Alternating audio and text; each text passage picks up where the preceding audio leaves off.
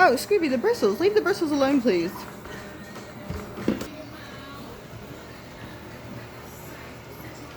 You following it?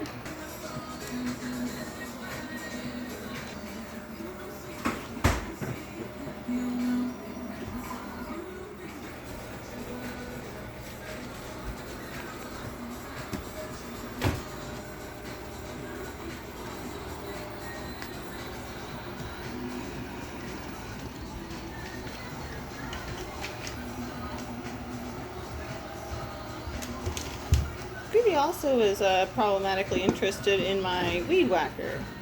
And I don't know if that was... he was chasing the string underneath the weed whacker when he was excited, or if he was defending himself from the monster of the weed whacker, but I definitely think he's trying to play with the robot vacuum here.